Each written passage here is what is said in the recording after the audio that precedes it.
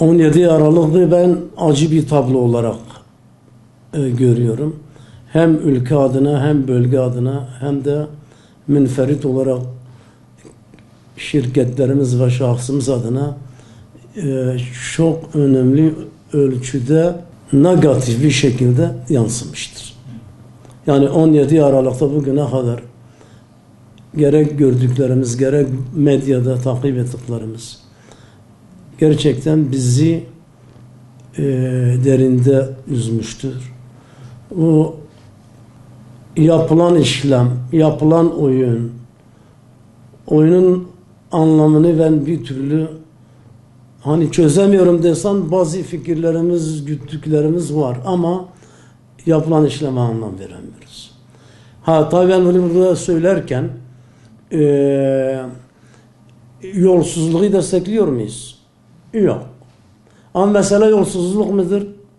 O da yok. Yani bugüne kadar ülkemizde ben 7 yaşımdan beri ticaretteyim.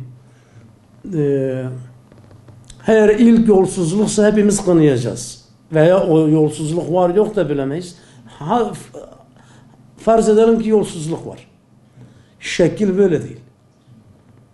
O ülkede neler yaşandığı, yolsuzlukla alakalı, bilmem neyle alakalı çeşitli dönemlerde, her hükümetler döneminde bu tür şeyler olmuştur. Fakat bu 17 Aralık olayı bir gezi olayının devamıdır bana göre. Bir gezi olayı nedir? Yine hükümete, yine istikrara, yine kardeşliğe, yine barışa, yine Türkiye'nin büyümesine, yine Türkiye'nin dünyadaki konumuna darbedir. İnanın ki bu 17 Aralık'ta Gezi'de başaramadıklarını yapmaya çalıştılar. Ve elden sıfır. Artık insanlarımız sağduyuludur. Ne isim verseler versinler, ne kılıf giydirseler giydirsinler, inanmıyoruz. Onun için ben 17 Aralık'ı bir kayıp görüyorum ve bir oyun görüyorum. Herhalde yani şimdi mevcut hükümetin gerçekten başarılarını anlatmakla bitiremeyiz. 11 yıllık biz özel sektörüz, biz sivil toplum örgütünün başındayız. Türkiye ile alakalıyız. Gidip geliyoruz, görüyoruz, geçmişi de biliyoruz.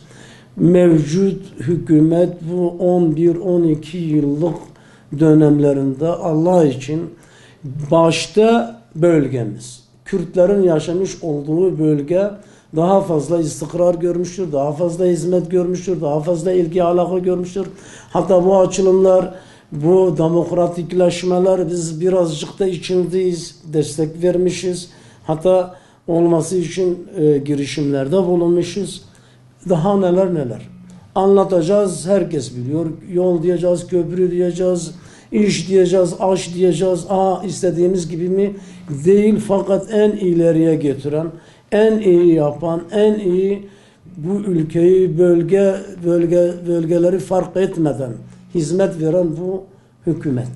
Bizim siyasetle bir alakamız da yok ama Allah için yani bu hükümetin yaptıklarını bu kadar beklemiyorduk. Ama biz beklemiyoruz derken kendileri de diyor ki yapmak istediklerimizi daha yapamadık. O kadar azimli, o kadar çalışmak, o kadar verimli olmak istiyorlar. Yani ben burada sizin kanalınızda bir çağrıda bulunuyorum. Yazık günah. Yani Edirne'den Ardahan'a kadar, Türkiye'nin dünyadaki konumuna kadar.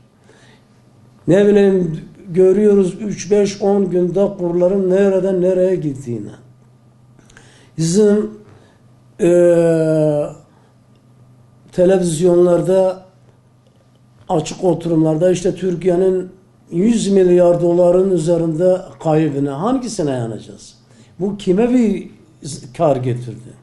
Bu kimin işine yarıyor? Ve bırak onu yani şimdi ülke dışarıda prestijimiz düşüyor. Bizim iş adamlarımız harıl harıl çalışırken, o ülkeden bu ülkeye giderken, o işten bu işi yapmaya çalışırken bu siyaset ne yapmak istiyor? Yani biz siyaset Türkiye kalkınsın diye siyaset olması lazım. Demokratikleşme olsun diye siyaset olmasını istiyoruz. Siyaset tamamen önümüzü ve ülkemizin önünü kapatıyor. Biz bundan dolayı üzgünüz ve bunları yapanı da kınıyorum. İsterse yurt içi olsun, isterse yurt dışı olsun.